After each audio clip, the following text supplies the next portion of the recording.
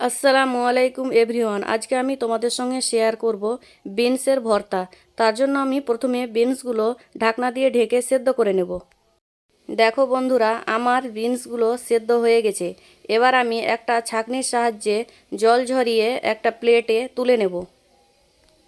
সবগুলো তোলা হয়ে গেলে এবার আমি যে সাইডে সুতোর মতো অংশগুলো থাকে সেগুলো ছুটিয়ে নেব।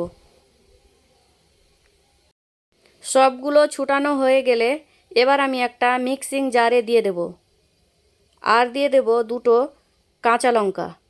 এবার আমি সবগুলো গ্রেড করে নেব। গ্রেড করা হয়ে গেলে এবার আমি একটা প্লেটে ঢেলে নেব। এবার আমি একটা প্যানে তেল দিয়ে দেব। তেল গরম হলে দিয়ে দেব 4টে শুকনো লঙ্কা, পেঁয়াজ কুচি, রসুন কুচি, কালো জিরে। এবার আমি সবগুলো ভালোভাবে ভেজে নেব। ভাজা হয়ে গেলে দিয়ে দেব 1 চামচ সাদা তিল। সাদা তিলটাকেও আমি ভালোভাবে ভেজে নেব। এবার আমি দিয়ে দেব গ্রেড করে রাখা বিনস।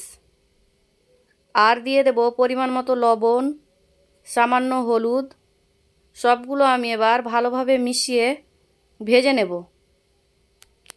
বন্ধুরা, আমার ভিডিওটা ভালো লাগলে একটা লাইক দিয়ে দেবে। ভাজা হয়ে গেছে, এবার আমি ধনেপাতা দিয়ে ভালোভাবে মিশিয়ে একটা প্লেটে সার্ভ করে নেব।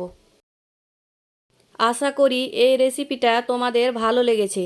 বাড়িতে একবার হলেও তোমরা ট্রাই করবে। আল্লাহ হাফিজ।